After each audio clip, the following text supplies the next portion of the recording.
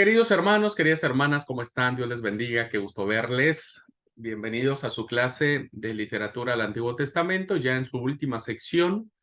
Hoy vamos a hablar en esta materia de libros poéticos y sapienciales. Hoy, martes 10 de octubre de 2023. Siéntanse bienvenidos, bienvenidas a su clase. Damos gracias a Dios por tener este tiempo de reflexión. Bueno, antes de abordar el libro que ahora quiero llevarlos a la reflexión, quiero mencionarles que ya en la plataforma están las consignas que deben de seguir para el trabajo final. No sé si ya las pudieron checar, si ya checaron los equipos que les tocó.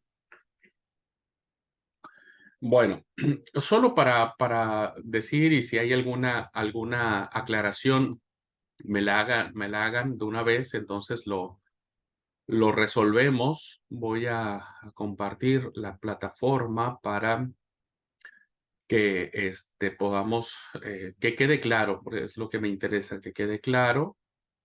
Bueno, está acá. Un segundo. Eh, bueno, estamos aquí en lo que es el trabajo de investigación. Bueno, paz, queridos alumnos, les ruego puedan tener en cuenta las siguientes consignas para lograr el presente trabajo de investigación. Bueno, punto 1, se han conformado los grupos de trabajo para realizar la tarea. Al final está el nombre de cada participante. Bueno, la idea es que deben hacer un video, queridos alumnos, de no más de 30 minutos. Les ruego, por favor, que se ajusten a este tiempo. No más de 30 minutos. Todos, no importa si ustedes asisten a clase presencial, aunque asistan a clase presencial, vamos a largar el video que ustedes hayan puesto, donde deberán exponer la porción del libro poético sapiencial que les haya tocado. Al final, yo les asigno esta parte.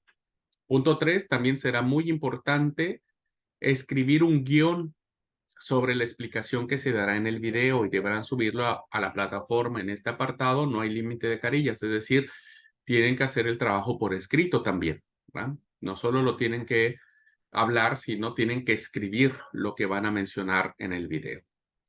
4, es muy importante que tomen en cuenta los datos que tienen que investigar. Este video tiene 2 temas. Inciso A, deben investigar todos los datos del libro que se les haya asignado: autor, fecha, estructura, contexto histórico, temas principales, etcétera. Todo lo que tengan que ver con el libro. Y la otra, que es lo más importante, explicarán la porción del libro que se les asignó, pero es muy importante que consulten por lo menos 3 comentarios bíblicos y varias traducciones de la Biblia, donde explicarán con detalle qué significa o cómo se interpretaría el pasaje que se les ha dado en cuestión.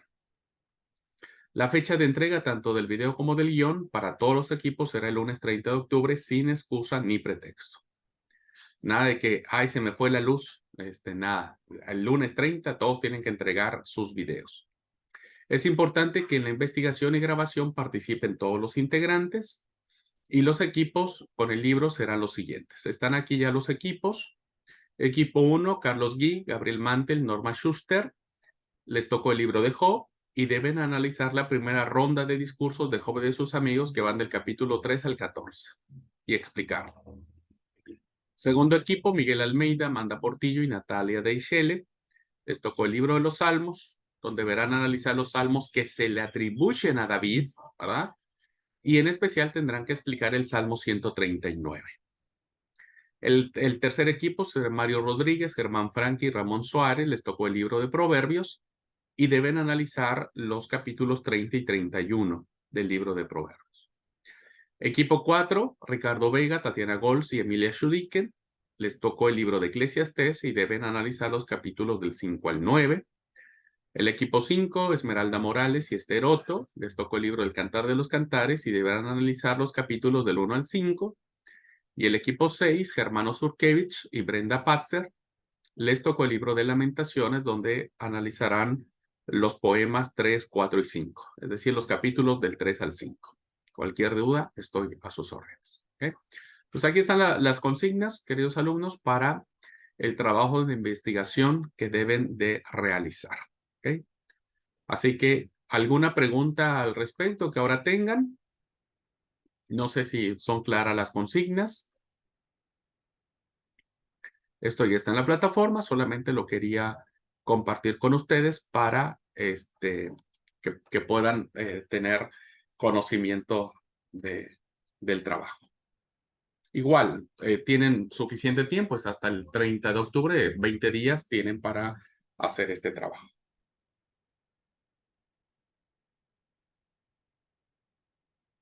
Entonces solo va a ser grabar el video, no vamos a tener que exponer nada en vivo esta ¿En vez. vivo? No, en vivo no.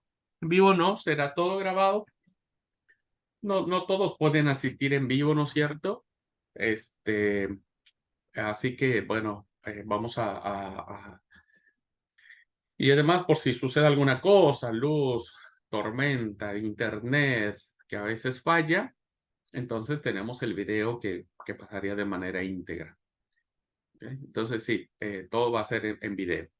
Vamos a tener la clase en vivo, por si alguien de los que están en clase presencial tienen alguna duda sobre el video o la información que se comparte, bueno, estaremos ahí para responder. ¿Ok? Bueno,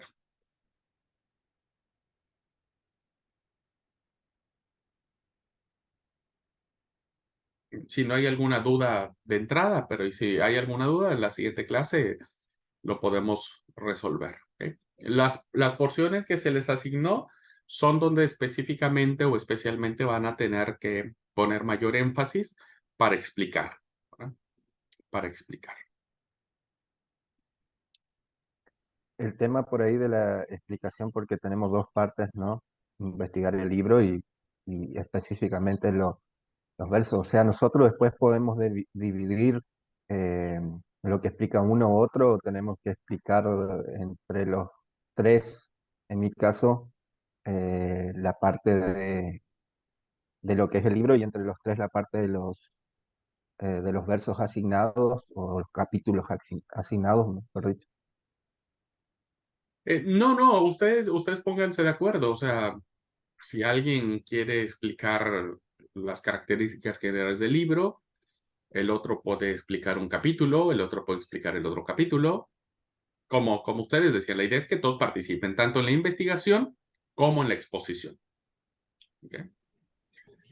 Amanda, adelante.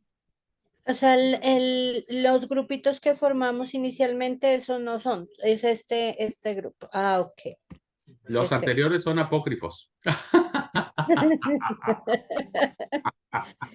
Listo. No, pero yo vi que ustedes agarraban a sus puros cuates nomás. Dije, no, yo voy a tener que repartir aquí esta situación. No, si no, no eran nada más a los puros cuates. Fueron los que nos fuimos apuntando por iniciativa propia. Y ya los que iban quedando al último, pues son los que no se querían anotar. ¿De verdad? No, a Pregúntale, mí me ahí tocó están los mi demás. amigo, a mí me tocó mi amigo Germán y mi amigo Ramón, así que voy a tener que ponerme en contacto con ellos y ver cómo hacemos la grabación. Eso también específicamente tiene que ser una grabación, eh, porque yo sé que por ahí ellos allá se le complica un poco más con el internet o algo. Eh, una grabación, lo pueden grabar ellos, la parte de ellos, y yo mi parte, o eso Que Dios te o la bendiga, hermano del plataforma, o alma. como, Que Dios te Toca, bendiga. como toca, sea, ¿verdad? toca editar el video para que quede como, pues, para que quede prolijo y no que se vea como que añadidos, ¿no? Tocaría como, y pues repartirnos de la mejor manera pero sí creo que deberíamos tener, pienso yo, ¿no? Una reunión con los compañeros o con los hermanos para mirar cómo nos organizamos y esa. Sí, ya una vez que conocen quiénes son sus equipos, pónganse de acuerdo, vean cuál es la mejor manera. Tiene que ser un video. Si ustedes lo hacen por Zoom, Zoom les regala 40, 50 minutos. Entonces, esto es 30 minutos, así que pueden generar una reunión por Zoom. 35. Bueno, 35 minutos, aquí son 30, no pueden pasarse de 30. Está penalizado. El que se pase de 30 minutos con un segundo está reprobado. El tipo dice, no, 30 minutos. ¿Ok? Así que pónganse de acuerdo, tienen buen tiempo para organizarse, para investigar, para todo. Así que, y cualquier duda que tengan, bueno, estoy para servirles. Lo que nos dice un mínimo, o sea, podemos hacer un videito de 1 minuto, ¿no? No, tampoco. Bueno, si me van a explicar en 1 minuto todo lo que yo pedí, pero ¿sabe qué?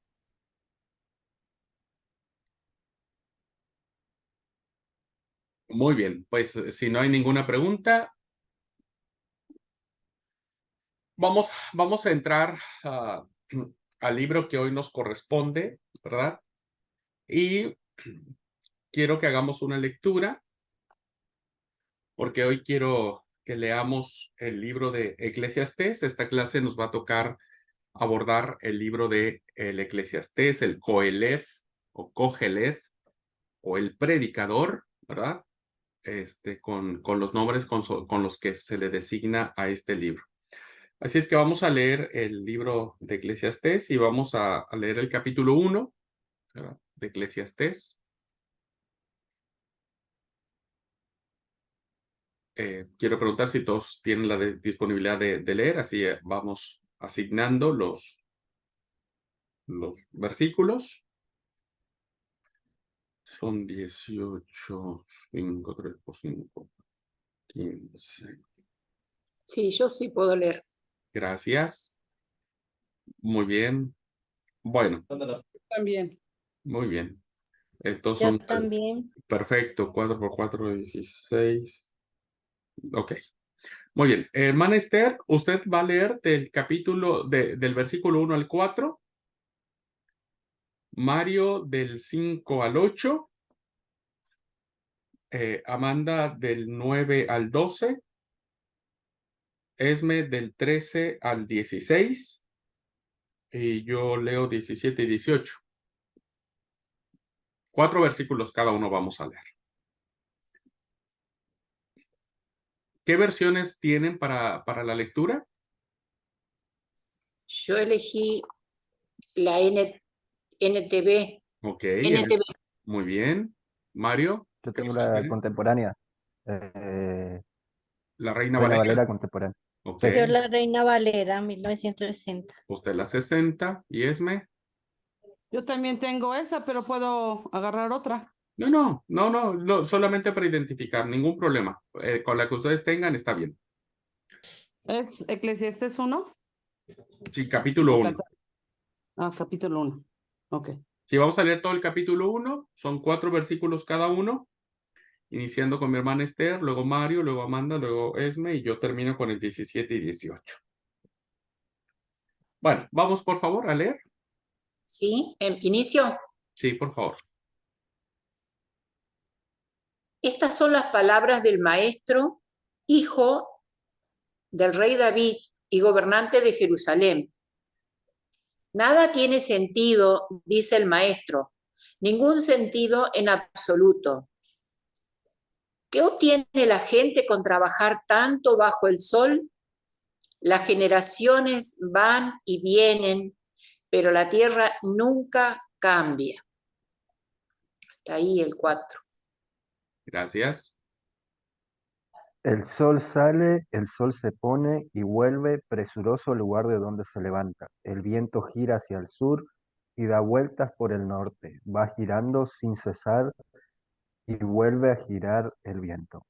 Todos los ríos van al mar y el mar jamás se llena. Y los ríos vuelven al lugar de donde salieron para volver a recorrer su camino.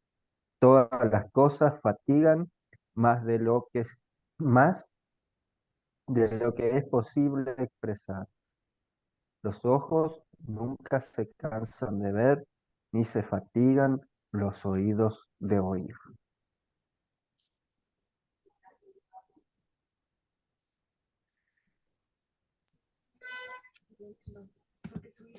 9. ¿Qué es lo que fue? Lo mismo será. ¿Qué es lo que ha sido hecho? Lo mismo se hará. Y nada hay nuevo debajo del sol. ¿Hay algo de que se pueda decir, he aquí, esto es nuevo?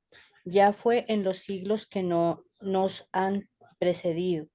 No hay memoria de lo que precedió, ni tampoco de lo que sucederá. Habrá memoria en lo que serán después. Yo, el predicador, fui rey sobre Israel en Jerusalén.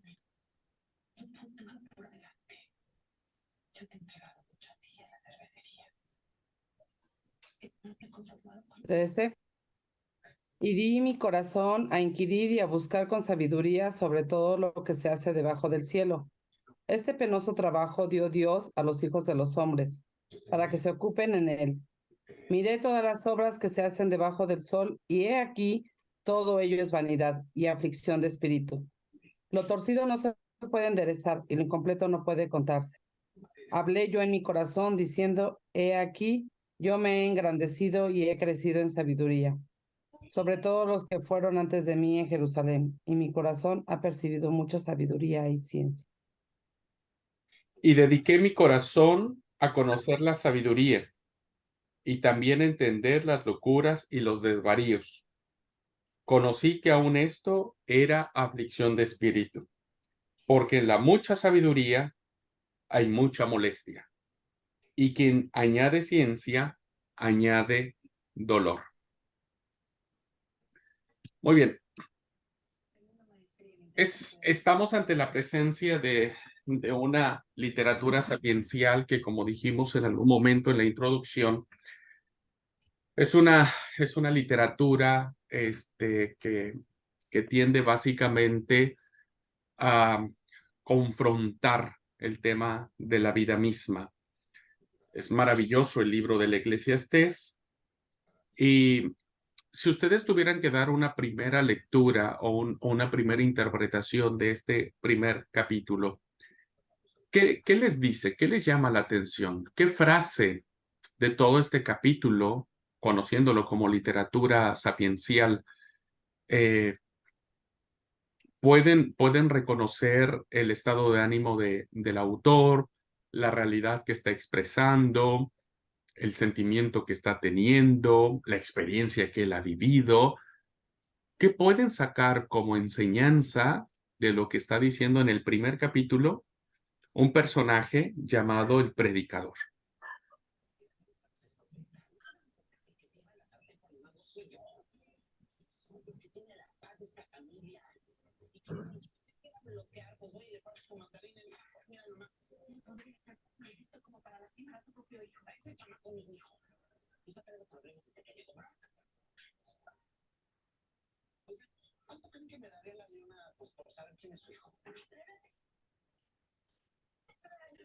Sí, Esme, adelante.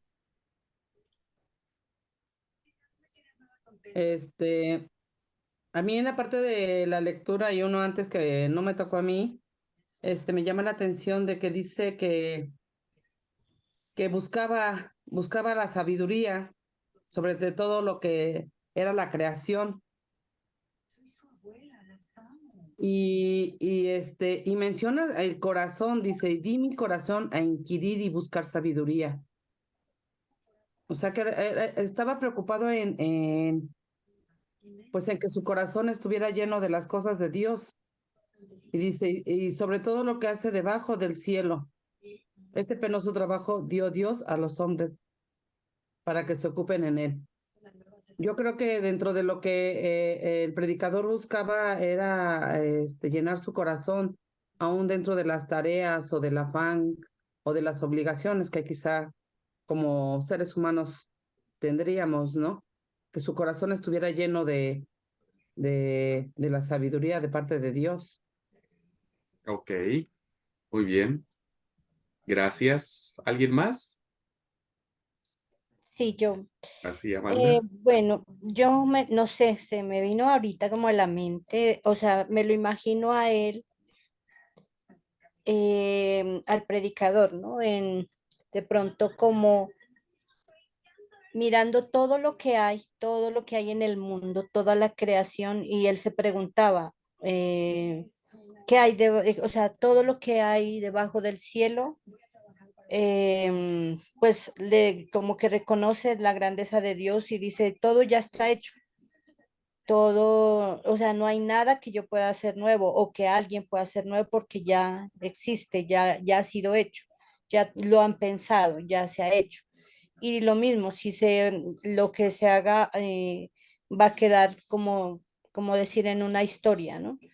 Y él lo que ve es como que si uno empieza a decir, no, es que yo hice esto, yo hice lo otro, es como la vanidad de uno, ¿no? Pero en realidad las cosas ya han tenido su esencia, ya han sido creadas, ya han sido hechas. Eso es lo que yo lo veo a él como si estuviese revisando y mirando todo y haciéndose toda esa clase de preguntas y diciendo, bueno, nada hay oculto debajo del sol porque el que lo hizo ya lo hizo y está hecho desde hace mucho tiempo. Muy bien, muchas gracias, Amanda. Gracias. Sí, Mario, adelante. Sí, a mí se me vino a la mente por ahí que el predicador bien podría ser un alumno del seminario. En cuanto a la última frase que dice, quien aumenta sus conocimientos, aumenta sus sufrimientos. Eh, Nosotros por ahí, qué sé yo, no, me pasa a mí al menos, que por ahí cuanto más sabemos, decimos o creemos saber menos. Nos damos cuenta de que cuanto más aprendemos, sabemos menos. Y también me quedó, me intriga por ahí un poco de lo que dice el verso 8 donde dice, los ojos nunca se cansan de ver, ni se fatigan los oídos de oír, en un sentido de por ahí, eh, hablando en ese tema, ¿no? De aprender de que nunca nos vamos a cansar de escuchar y de ver las cosas que por ahí hay bajo el sol, como dice en esa palabra, ¿no? Muy bien, muchas gracias. Esther.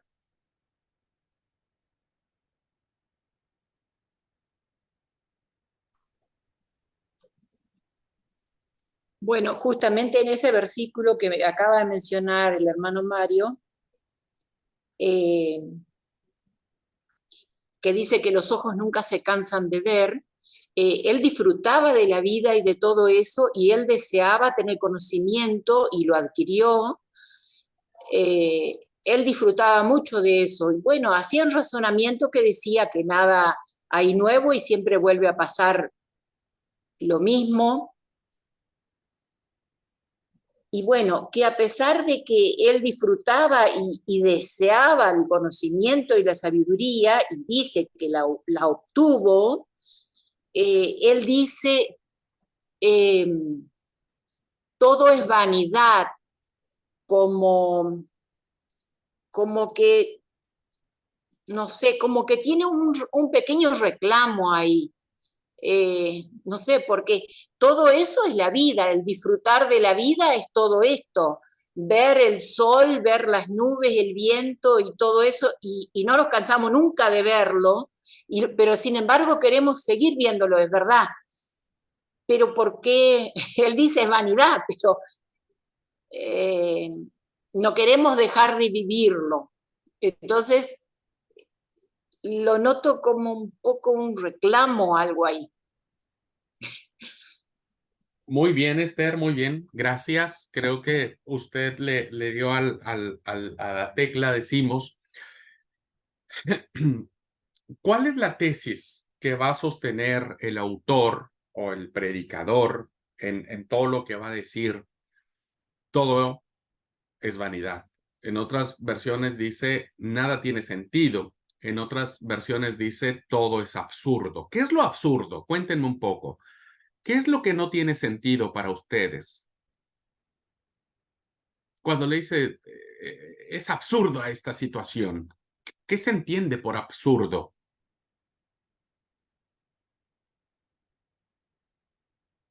Que esa es la tesis Algo que con la que no, inicia, ¿no? Ajá. algo que no encontramos la explicación o que no nos tiene sentido para nosotros. Ujú. Más que no encontrar explicaciones, no tiene sentido, ¿no? O sea, Tiene razón de ser, algo así. claro, porque a veces cuando uno dice algo, una pavada, uno dice, pero es absurdo lo que decís, ¿no? No tiene sentido, no le encuentro razón a lo que estás mencionando. Esa es la tesis con la que inicia el Coeled. El Coeled inicia con esta tesis de decir, es absurdo todo. O sea, tan absurdo es que si vos quieres encontrar algo lindo en el mundo, no hay nada lindo. Dice el predicador, el sol siempre sale donde siempre. ¿Dónde le ves lo lindo de eso? Y siempre se oculta en el mismo lugar. ¿Dónde le ves algo maravilloso a esto? El viento siempre gira o sopla para el sur y le da vuelta en el norte y da vueltas en círculos. El sol ni va para un lado ni va para el otro. O sea, ¿dónde le encuentras sentido a esto? O sea, es tan absurdo pensar en las cosas que nos rodean que no tiene sentido. El agua siempre vuelve al mismo río. No va para ningún otro lado. No hay nada extraordinario en esto, ¿no? Siempre va para el mar. Y algo muy interesante, como lo decía Mario, en esta versión que también estoy leyendo, que es la NTV, dice, no importa cuánto veamos, nunca quedamos satisfechos. Nunca.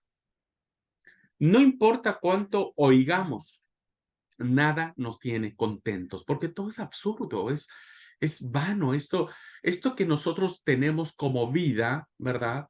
Lo que llamamos vida, lo que muchos decimos, qué linda es la vida, qué colorida es la vida, qué maravillosa es la vida, el cual le dice, estás loco, sos tonto. La vida no tiene nada de lindo ni de maravilloso. Te levantas siempre de la misma manera, te levantas con las mismas aflicciones, ¿no? Este, el predicador lo dice en su experiencia. Yo fui rey. Yo estuve viendo las cosas que vos a lo mejor vos ni te enterás. Me dediqué a buscar el entendimiento y investigar lo que se hacía debajo del sol y descubrí que Dios le había dado al ser humano la vida como un signo de tragedia. La vida es una tragedia, ¿no?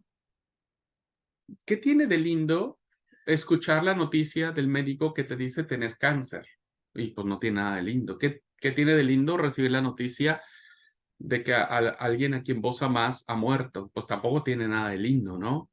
O sea, es un absurdo. Por eso dice el Coelet, nada tiene sentido. Es Hebel, ¿dice? Hebel, hermanos, viene de la palabra Abel, ¿no? Caín y Abel. Abel significa Hebel, vapor, algo que desaparece pronto, que no tiene sentido. Eso fue lo que le pasó a Abel. Cuando el predicador está viendo, dice, observé que lo que ocurría debajo del sol era tan tonto como perseguir el viento.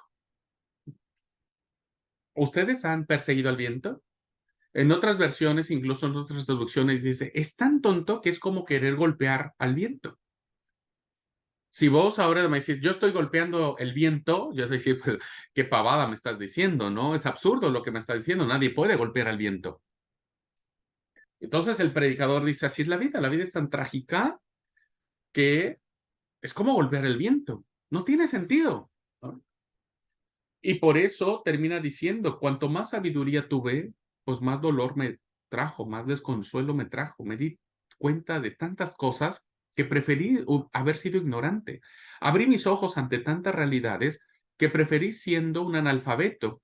Pero ahora que conozco, que interpreto la realidad de la vida, me duele profundamente saber que el ser humano se afana día y noche, y es como un reloj, tic-tac, tic-tac, tic-tac, que no avanza, no avanza, nace, crece, se reproduce y muere. Punto. Eso es la vida.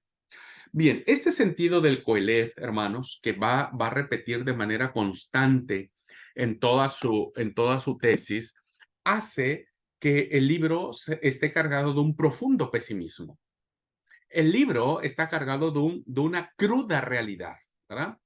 Pero, bueno, voy a compartir la pantalla para guiarnos en la presentación.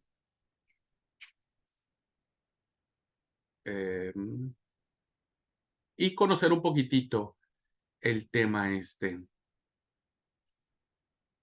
A ver, un segundo, porque tengo abierto un montón de archivos que no me deja copiar. A ver,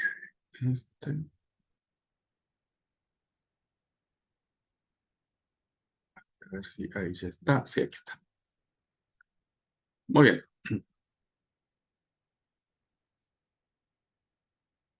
Voy a plantear entonces, en términos generales, ¿cuál es la tesis con la que el Eclesiastés está planteando? Si ustedes han tenido la oportunidad y si no, de verdad, créanme que vale la pena. Es uno de los libros que al menos aquí en mi Biblia es de los más marcados. De todos los libros de la Biblia que tengo mucho más marcado es el libro del Coelet por muchas cosas, ¿no es cierto? Por favor, ustedes pueden leerlo y será de mucho provecho. ¿Por qué? Vamos a ver un poco el significado y el sentido del libro, ¿verdad? Es un libro no fácil de aceptarlo. ¿Por qué? Porque todos hemos sido criados en esta teología optimista. Todos hemos sido educados en que si nos portamos bien, la bendición de Dios estará presente en nuestras vidas. El que ama al Señor, todas las cosas les ayudan a bien. En esta interpretación que hemos hecho de que yo he venido para que tengan vida y la tengan en abundancia, ¿verdad? Como si la vida cristiana fuera un sinónimo de bienestar, de alegría plena, de satisfacción continua. Entonces, cuando leemos un libro como el Coelet, no choca, ¿verdad? No choca porque el predicador nos está diciendo una cruda realidad. La cruda realidad de la cual nosotros a veces vivimos, ¿verdad? Vivimos todos, absolutamente, pero pocas veces le encontramos el sentido de esas experiencias. Y entonces la tesis, ¿verdad?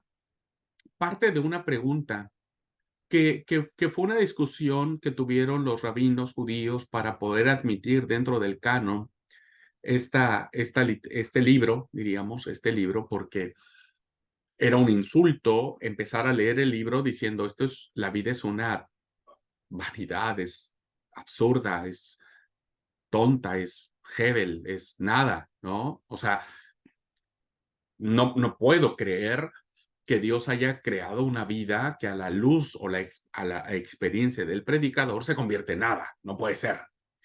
Entonces, la pregunta que se hacía quienes ahondaron o encararon el libro es, ¿habrá de tomar los dichos tal como se leen? Es decir, todo lo que dice el Coelet, ¿no es cierto?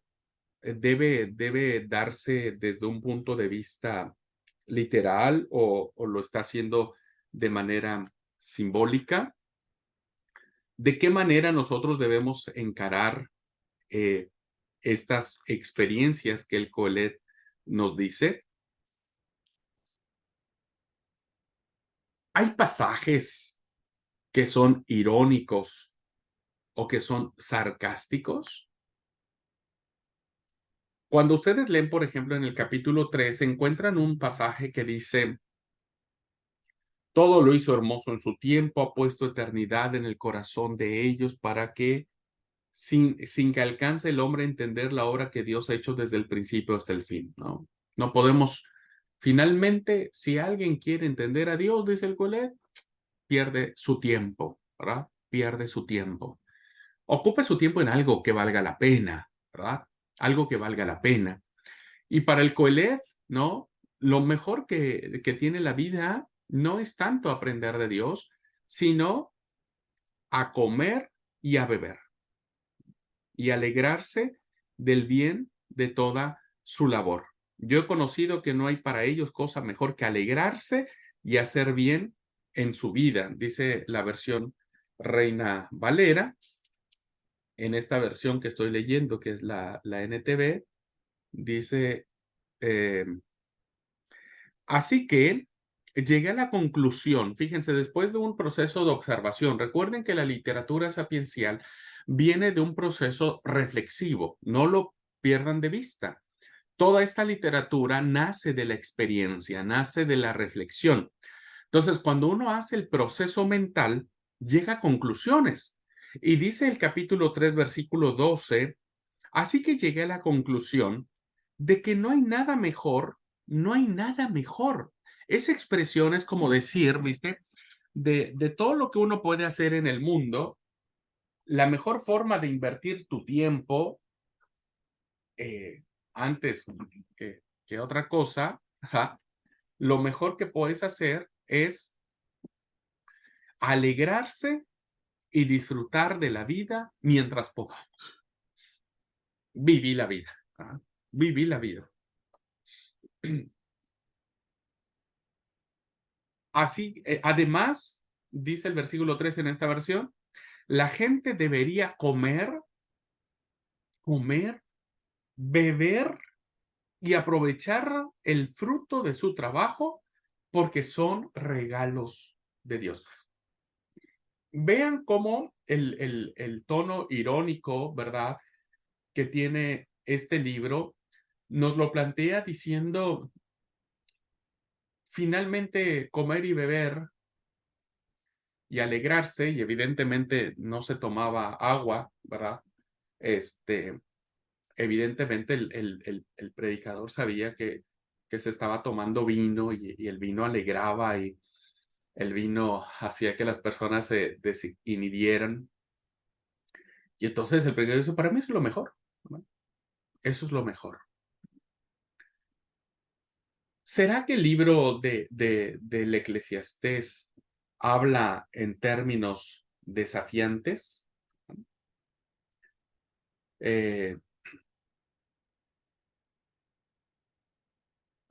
Dice el capítulo 2, versículo 11, dice, pero al observar todo lo que había logrado, ¿verdad? Bueno, voy a leer del versículo 9, capítulo 2, versículo 9. Lo estoy leyendo en la versión NTV.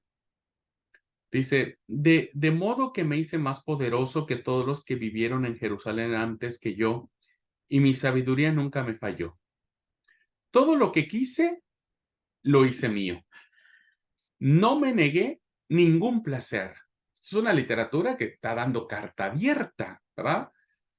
Dice, no me negué ningún placer. Todo lo que quiso vivir el Coelef, lo hizo, lo vivió. No sabemos si era lícito o ilícito, pero dice, no me negué ningún placer, ninguno.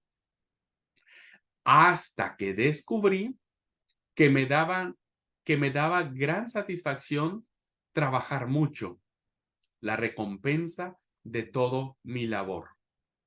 Pero al observar todo lo que había logrado con tanto esfuerzo, ¿no?, vi que nada tenía sentido. Era como perseguir el viento. No había absolutamente nada que valiera la pena en ninguna parte. En la versión Reina Valera dice, no negué a mis ojos ninguna cosa que deseara, ni aparté mi corazón de placer alguno, porque mi corazón gozó de todo mi trabajo y esta fue mi parte de toda mi faena. Miré yo luego todas las obras que había hecho mis manos y el trabajo que tomé para hacerlas, y aquí entendí que no, tampoco eso era algo que valiera la pena, ¿no? Interesantes las cuestiones del colegio. Bueno, debemos saber, hermanos, algunas cosas, que el Eclesiastés pertenece al género literario, como hemos dicho, a la sabiduría hebrea. El sabio de Israel Es un sabio maravilloso, es un sabio que es dialogante, es un sabio que el autor va a plantear todos estos aspectos de sabiduría a través de la observación, de la reflexión. Como lo vimos en su momento, el autor de este libro, muchos creen que son 2 autores, 3 autores, 4, hasta 7 autores que pudieron haber pasado para alimentar o formar este libro que ahora nosotros tenemos en nuestras manos. Bueno, el autor no es un profeta. Recuerden ustedes que el profeta va a recibir directamente oráculo de Dios, de Yahvé. Lo va a hacer por diversos medios, ¿no? Que ya vimos en la clase de profetas. Y lo hará desde la revelación que Dios quiere darle al pueblo. Pero el sabio de Israel no es un profeta. No acude a la revelación divina, no acude al éxtasis, a los sueños, al Urim y al Tumim, ¿verdad? No recurre a ciertos instrumentos de suerte como el efod, por ejemplo. El autor del Eclesiastés no es un profeta. No exige además obediencia, como si lo hace el mensaje profético, ¿verdad? El profeta sí va a exigir que el oráculo que él pronuncia sea observado, sea cumplido, sea puesto en práctica. Es palabra de Yahvé, ¿no? Es oráculo de Jehová. Pero en el caso del Coelet, el autor no exige obediencia, solamente está externando las palabras del maestro, del predicador, ¿no? Y entonces, en estas palabras, lo que hace son 2 cosas. Un aspecto catequético, es decir, un aspecto de enseñanza o de instrucción. Es un maestro que le está enseñando a su discípulo, ¿verdad? Y le está diciendo, mira, espero que mi experiencia que viví, siendo joven, siendo adulto y siendo anciano, te sirva a vos para que encares la vida no desde la ilusión, no desde el optimismo, sino desde la realidad que tenemos, porque esta es nuestra realidad. Y lo que hace es persuadir a su discípulo, a quien está escribiéndole esta experiencia, y lo persuade para que entienda que la realidad que uno mira no siempre debe espiritualizarse, porque la realidad que uno vive a veces es más humana, ¿verdad? De lo que uno puede imaginarse. Entonces, el Coelet va a apelar al entendimiento de quienes escucharán sus enseñanzas y se sentirán identificados con esas enseñanzas, ¿verdad? Cuando uno llega al estadio de la contemplación, de la experiencia, pues uno se da cuenta a veces, viste, que sí, todo es igual. Nada cambia. No hay nada nuevo debajo del sol, ¿verdad? No hay nada nuevo. Uno a veces trabaja tanto en la vida, se afana tanto por alcanzar las cosas, los logros, que cuando los alcanzas, ya tenés otra cosa enfrente mucho más grande que se te presenta como un desafío. Y a veces la vida, dice el Coelet, entra en este querer alcanzar el viento y querer golpear el viento como una especie de realización y te das cuenta que terminas no haciendo un montón de cosas, frustrado porque no lograste un montón de cosas y que al final de tus días muchas personas mueren con la insatisfacción de decir, ¿cómo perdí el tiempo? ¿Verdad? ¿Cómo perdí el tiempo? ¿Cómo no lo aproveché haciendo otras cosas? Pero ya es demasiado tarde. Así que el Coelet, ¿no es cierto? Es un es un libro que nos ayuda a no tener el tema de que sí o sí tiene que ser así, sino más bien es una descripción, ¿verdad? Es una descripción de una cruda realidad de la cual todos estamos inmersos. Ojo, el Coelet no es, lo voy a decir ahora, pero digo, el Coelet no es ateo, ¿verdad? No, no es que dude de Dios, el Coelet es un hombre profundamente piadoso, que trata de encontrarle sentido a la experiencia de Dios, pero no a la luz de teologías, ¿verdad? Rebumbantes o de teologías optimistas o de teologías de pare de sufrir, sino a través de una teología de un Dios que se hace presente en una realidad tan descarnada, tan lacerante como es esta, ¿no? Como es la que vivimos. El autor entonces, fíjense, no escribía para consolar a los fieles, ¿no? Lo mismo sucedió con el libro de Job. Dios no termina consolando a Job explicándole por qué le pasó lo que le pasó. ¿Ah? Dios simplemente le dijo a Job quién era él, ¿verdad? Y no hay una clarificación, no hay una respuesta del por qué Job sufrió.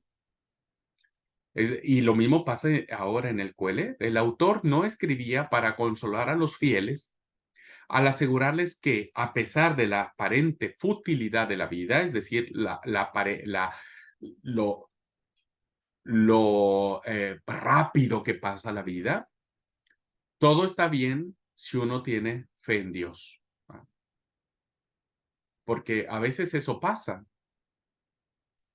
Nosotros cuando encaramos alguna situación, siempre decimos, bueno, ten fe en Dios y Dios te salvará, Dios te ayudará. ¿Verdad? Entonces, a veces es un buen consuelo, pero que en la práctica no ayuda a resolver el dolor. ¿Cómo calmas el dolor de la aflicción, del desempleo, de la enfermedad incurable, de la muerte repentina, de la destrucción de nuestro patrimonio? ¿Cómo curas el dolor diciéndole, ten fe en Dios? No, no siempre soluciona en ese momento. Entiendo que la fe sostiene, pero en medio del dolor no siempre la fe ayuda. Entonces, esta literatura, el autor no trata de darles estas respuestas hechas, ¿no? Estas respuestas ya formuladas como si fueran un cliché, sino más bien el autor mira directamente a las anomalías de la vida. Porque la vida es como es. La vida son claros oscuros. ¿Verdad? La vida es quebranto. En la vida te encuentras a profundas injusticias. ¿Verdad? En todos los sentidos, llámese los aspectos de gobierno, los aspectos patronales. La vida no siempre es justa. ¿Verdad? No siempre el fiel termina siendo recompensado. Muchas veces el fiel termina en la cárcel, ¿no? Termina siendo desposeído, humillado, quebrantado. Y el que se siente en las poltronas del poder son intocables. El autor mira directamente a las anomalías de la vida y busca hallar algún sentido a la existencia. ¿Por qué? ¿Por qué pasa esto, no? ¿De qué manera uno puede entender las cosas que están sucediendo? Y entonces, sobre la base de sus razonamientos, ofrece consejos a quienes le oyen. El sabio de Israel, ¿verdad? Insisto, va a sacar sus razonamientos a partir de sus observaciones, va a sacar sus conclusiones a partir de sus propias experiencias, ¿no? ¿Qué hacer con aquello que te causa dolor? ¿Cómo comprenderlo? ¿Cómo darle sentido a aquello que uno pensaría que no debería vivir? Y entonces por eso el autor dice, pues todo es vanidad de vanidades, ¿verdad? La vida no siempre es justa. Y entonces a partir de su reflexión, otorga los consejos. Y como dije, el autor de Eclesiastés no es ateo. No estamos ante la presencia de un hombre superficial, no estamos ante la presencia de un hombre necio, fatuo, insensato, imberbe. No, no estamos ante la presencia de un sabio que no cree en Dios, todo lo contrario. Es alguien que por su creencia en Dios trata de ir a lo profundo de las realidades humanas. ¿Y cómo entender a Dios a partir de eso, verdad? ¿Cómo entender a Dios a partir de las experiencias? Tampoco es humanista, es decir, el Coelet no es que quiera poner al hombre como en el centro de la vida. ¿Ah? Todo lo contrario, el hombre es el objeto de estudio del Coelet. Son las experiencias que está teniendo él y a los que observa, ¿no? Pero no quiere decir que el hombre esté por encima de Dios o que el hombre sea mucho más que Dios, ¿no? El Eclesiastés no es ni ateo, tampoco es humanista, es un profundo hombre de piedad, ¿no? Como lo somos nosotros. Somos hombres y mujeres con una profunda fe, pero que a veces cuando nos enfrentamos a situaciones de la vida, uno se pregunta ¿por qué? ¿Por qué de esta manera? Y a veces uno dice es la voluntad de Dios y a veces eso no alcanza, ¿no? A veces eso no alcanza. Dice el Eclesiastés, todo aquello añadido que parece darnos la vida queda cancelado ante la certeza final. El Coelet dice, miren, aunque la muerte es un tabú para muchas culturas, pero esa es la realidad que tenemos y eso es el final. El Coelet pasa por diversas experiencias, diversos estadios, ¿no? Por un lado pasa por los aspectos de su fortaleza, de su poder. Yo era el rey, ¿no? No me negué a ningún placer, le di rienda suelta, todo lo que el cuerpo quería, le di, ¿verdad? Trabajé como desesperado. Aunque después me di cuenta que ni los placeres del mundo me llenaban todo, ¿no es cierto? El trabajo menos, porque me di cuenta que tanto trabajé y al final no logré absolutamente nada. Bueno, el Coelet pasa por ese estadio de poder, donde tenemos toda la vida por delante, donde nos bebemos la copa de un trago, ¿no? Pero al final del libro, en el capítulo 12, nos presenta a un Coelet viejo, a un Coelet, a un predicador, ¿no es cierto? A un personaje que está a punto de morir, está en el lecho de la muerte, y entonces allá hace profundas reflexiones. Es un hombre que se está enfrentando a la realidad de su propia muerte, y en la realidad de su propia muerte reflexiona y dice, yo tendría que haber aprovechado un montón de cosas cuando era joven, por eso termina diciendo, acuérdate de tu Creador en los días de tu juventud antes de que vengan los días malos en los cuales digas no estoy preparado para ello, ¿verdad? Y solo cuando alguien ya está en la etapa de ancianidad, de, de, de- del fin de la vida, ¿verdad? Del fin de la vida, pues te das cuenta de que ya todo te duele, de que tu cuerpo se está marchitando, ¿verdad? Y entonces, de manera poética, en el versículo 12, el Coelet utiliza el poema para decir, me estoy muriendo, me estoy muriendo.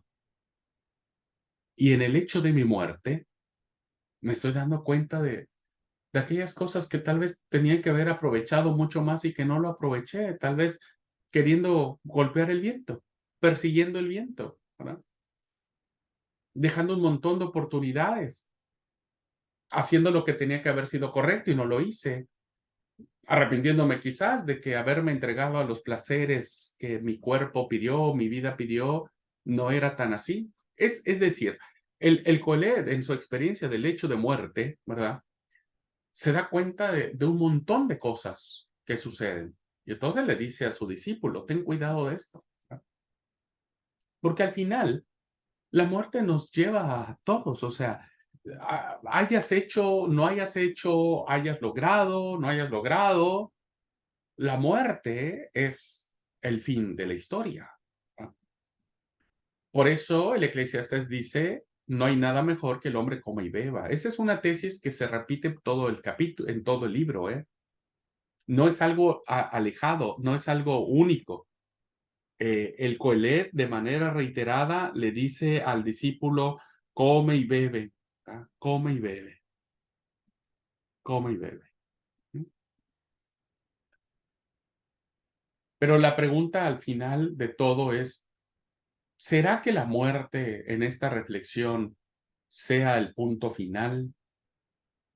¿Será que la muerte deba ser la parte lastimera de la vida? ¿Será así? Y entonces tenemos las siguientes respuestas. Dios, hermanos, siempre está en el control tanto de la vida como de la muerte. Dios está en control. Y aunque a veces el ser humano pasa por injusticias, desigualdades, ausencias, pérdidas, quebrantos, enfermedades, cosas que a veces uno termina levantando los ojos al cielo diciendo, qué vida tan difícil me tocó, ¿no? O qué pruebas tan complicadas me pasaron. Pues debemos saber que Dios siempre estará al control de todo. ¿Verdad?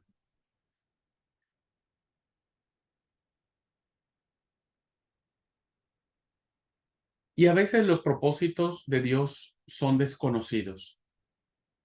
No siempre las experiencias que vivimos son, o más bien ninguna de las experiencias vividas son ni producto del azar ni del infortunio, sino más bien pertenecen a propósitos divinos.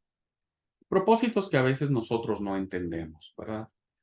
Propósitos de los cuales a veces no logramos a comprender hasta dónde somos capaces de llegar o no. Pero son propósitos. Al fin y al cabo, propósitos. Y si Dios tiene el control tanto de la vida como de la muerte, los propósitos son de Dios, ¿verdad? Y a veces en la experiencia de la vida uno, cuando pasa el tiempo, ¿no? Te pasa, estás en la crisis, no entiendes por qué te está pasando y cuando sales de la crisis, te das cuenta que algún propósito tuvo que haber tenido esa experiencia. En el libro nos platica que nunca duda de que sí existe el sentido de la vida. Aunque el Coelho dice la vida es un absurdo, en todo su discurso, como ustedes lo descubrirán quienes expondrán el libro del Eclesiastés, van a encontrar que Dios siempre va a estar presente en eso, ¿no?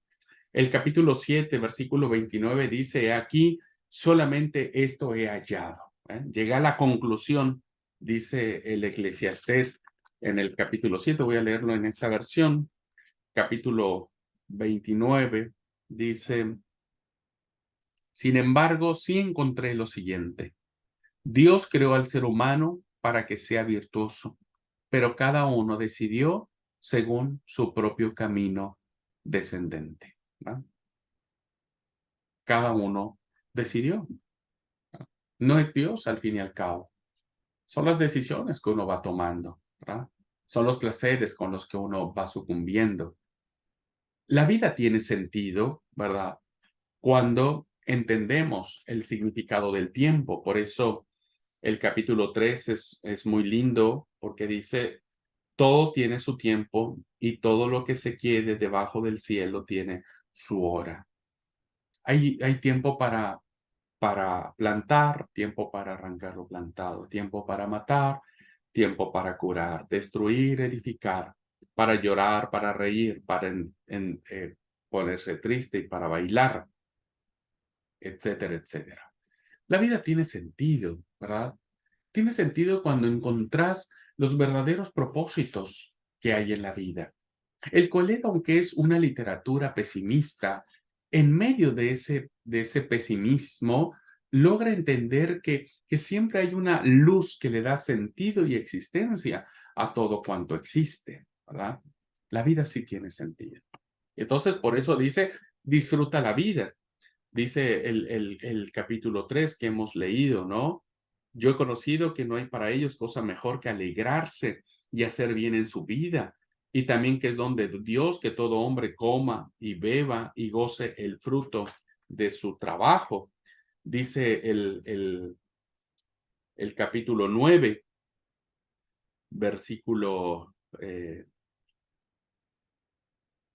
9, goza de la vida con la mujer que amas todos los días de tu vida, de tu vanidad, que te son dados debajo del sol, todos los días de tu vanidad, porque esa es la parte de la vida, y en tu trabajo con que te afanas debajo del sol. Goza de la vida con la mujer que amas, ¿no? El capítulo 11, versículo 8 dice, pero aunque un hombre viva muchos años y en todos ellos tenga gozo, debes gozarte, debes alegrarte. La vida es alegría, ¿verdad? La vida es gozo, la vida es disfrute. Y, y creo que eso es lo más, más lindo que aparece en el Coelet, ¿no? Hay que gozar y disfrutar que la vida, dice alguien por ahí, se va a acabar, ¿no? Como la vida es muy, muy corta, entonces tenemos que disfrutar. Dice el capítulo 5, versículo 18.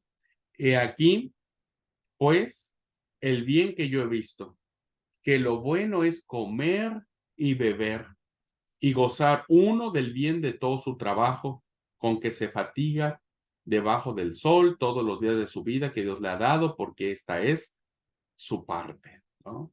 Coman, beban, disfruten. La vida es disfrute, ¿verdad? Y yo creo que cuando uno entiende esta parte, uno llega a disfrutar. Hay que disfrutar del mundo creado y de todas sus actividades, por más dolorosas que a veces se vuelvan. Bueno, uno tiene que disfrutar de todo lo que se ha creado. La vida es un regalo del creador, del Dios creador, ¿va? La vida finalmente le pertenece a Él.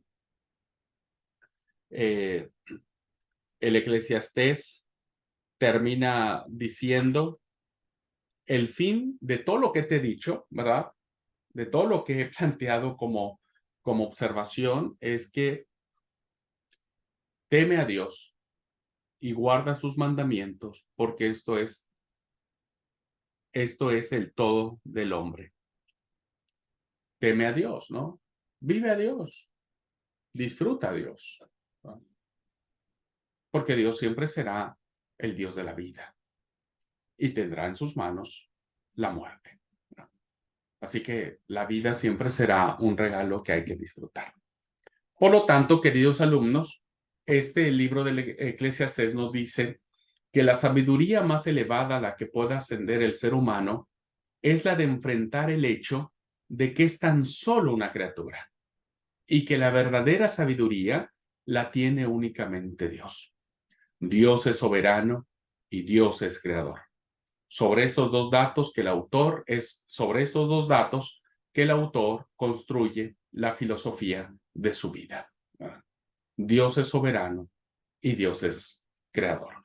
Al final, la tesis con la que el autor inicia este texto nos ubicaría en la cruda realidad de la existencia, pero en el hecho de muerte reconoce al final que Dios es soberano, que Dios es todo, ¿verdad? Que Dios es todo. Y creo que esta tesis que él va manejando en todo el libro va despertando en sus oyentes la peculiaridad de disfrutar la vida como un don de Dios, ¿verdad? Donde hay que gozarnos, alegrarnos, esperar a entender los propósitos que Él tiene, pero que Dios tiene el control de toda nuestra existencia. Y esto es lo que lo hace un libro sagrado, ¿no? Y esto es lo que hace una literatura sagrada. Dios al final siempre será Señor y nos guiará incluso más allá de la muerte. Bueno, es así, hermanos, como he querido abordar el libro de Job y darle oportunidad de que cuando tengan la exposición puedan sacarle mayor provecho a los capítulos que les he planteado, al equipo que le tocará el Eclesiastés, para ampliarlos mucho más esta experiencia que tiene el Qoheleth en relación a la vida, a lo que representa la vida misma, pero qué lugar ocupará Dios en medio de todo esto. ¿Okay? Muy bien, pues ¿alguna pregunta, hermanos, hermanas? ¿Algún comentario?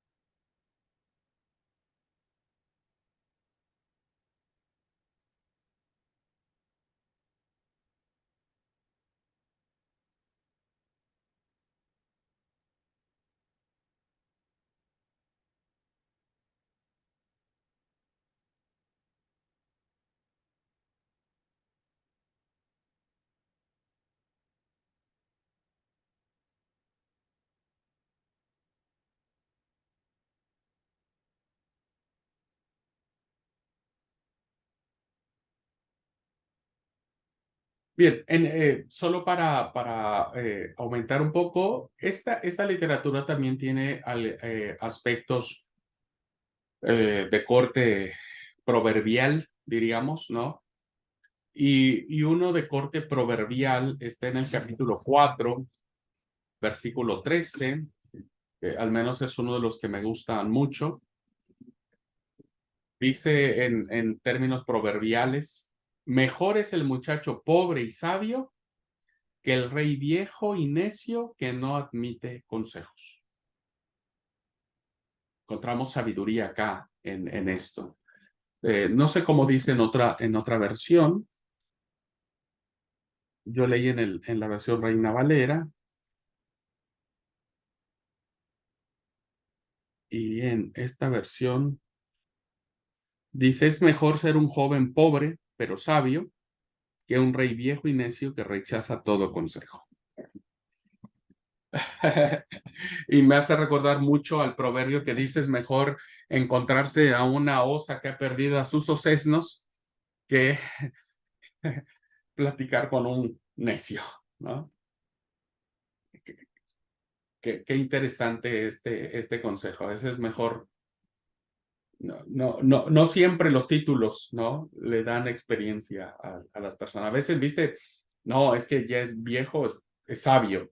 Y la verdad es que he conocido a personas grandes de edad y que son más necios y jóvenes que tienen mucha sabiduría. Bueno, esto es Eclesiastés, hermanos. Quiero reservarme algunos comentarios para cuando tengamos la clase en el equipo que va a investigar Eclesiastés se va a dar cuenta de otras cositas que cuando lo planteemos acá, bueno, yo también podría abordar. Pero hasta aquí, ¿alguna pregunta, alguna duda, comentario?